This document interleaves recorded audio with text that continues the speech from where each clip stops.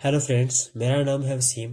Class 9th की exercise 1.3 के हमने कल क्वेश्चन 4 तक किए थे। आज हम क्वेश्चन 5 से आगे करेंगे। क्वेश्चन 5 क्या है? What can the maximum number of digit be in the repeated block of digit in the decimal explosion of 1/17? Perform the division to check your answer.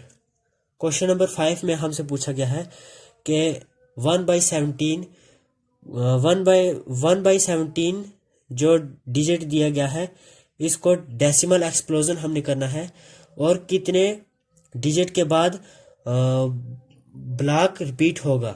तो जितने डिजिट के बाद रिपीट ब्लॉक होगा वो डिजिट हमने बताने हैं कि वो डिजिट कितने हैं। तो हमने सॉल्यूशन देखते हैं अब। तो सॉल्यूशन में क्या है, डिवाइड हमने किया है 17 को 1 से। तो 17 को जब 1 से डिवाइड करेंगे तो आंसर देखते हैं।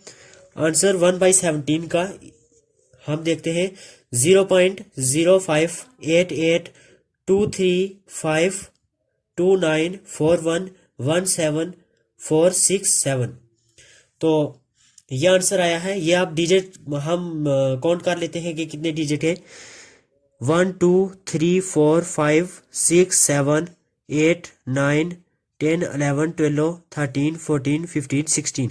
ये 16 डिजिट है जो इस क्वेश्चन में पूछे गए थे। उसका ये आंसर है। तो ये नॉन टर्मिनेटिंग रिपीटिंग डेसिमल है। तो अब हम क्वेश्चन नंबर 6 देखते हैं।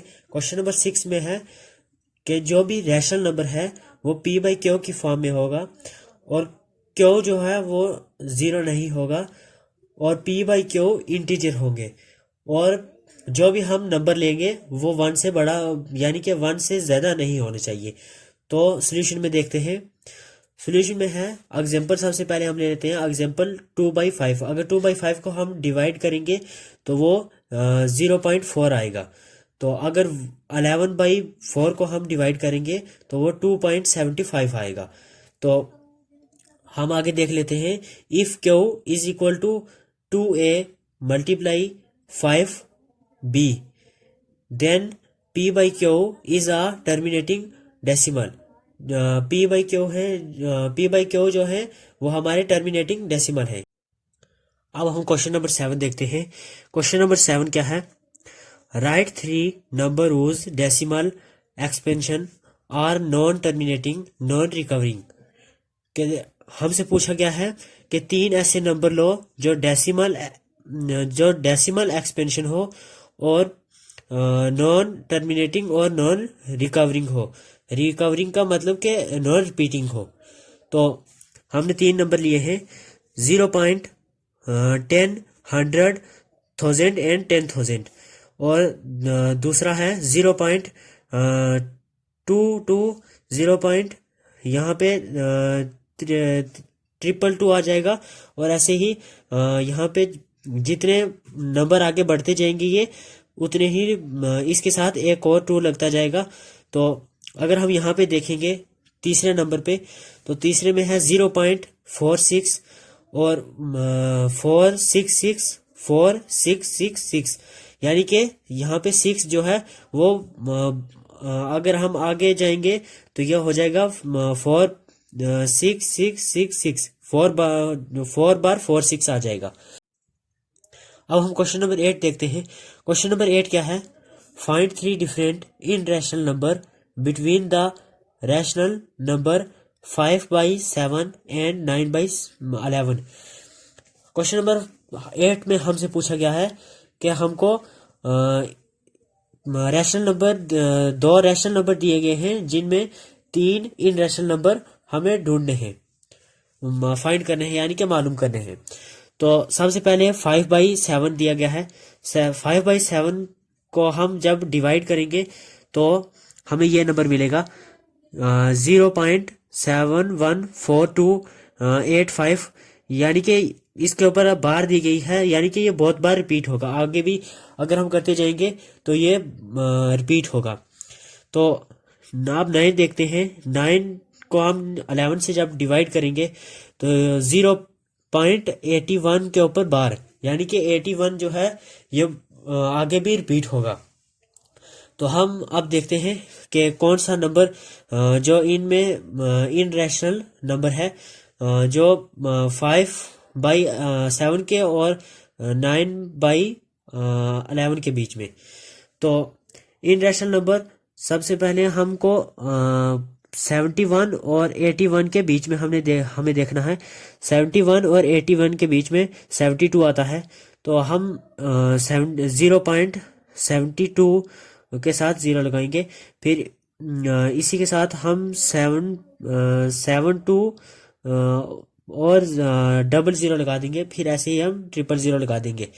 तो हम आगे देखते हैं कि आगे कौन सा इरेशनल नंबर हमें मिलता है। आगे हमें मिलता है 0.74। 74 जो है वो इरेशनल नंबर हमें मिलता है। तो 74 के साथ हमने 1 लगा दिया। 0.741, 7411 और 7411। अब हम आगे देखते हैं 0.80, यानी कि 8 जो है हमें इन दोनों के बीच में एक और नंबर मिला है जिसका नाम है 80, यानी कि 80 अब इन दोनों के बीच में इन रेशनल नंबर होगा। तो 80 को हम अगर 1 0 और लगाएंगे तो 8 के साथ हम 2 0 और लगाए, तो फिर 8 के साथ हमने 3 0 और लगा दिए। तो यह आगे भी इसी तरह चलता जाएगा। अब देखते हैं हम क्वेश्चन नंबर 9। क्वेश्चन नंबर 9 क्या है? Classify the following number as rational or irrational number, यानी कि जो नीचे दिए गए नंबर हैं इनमें से कौन सा रैशनल और कौन सा इनरैशनल नंबर है। तो सबसे पहले हम देखते हैं 23 जो है ये किसी भी टेबल में नहीं आता है, इसलिए ये इनरैशनल नंबर है। 225 को हम ऐसे भी लिख सकते हैं, अगर 15 मल्टीप्लाई 15 करेंगे तो 225 आएगा। तो 15 मल्टीप्लाई हमने 15 किया, तो 15 को हमने जब बाहर लाया p/q की फॉर्म में, तो ये भी एक रैशनल नंबर है। उसके बाद हम अगला देखते हैं आगे कौन सा है, 0.3796।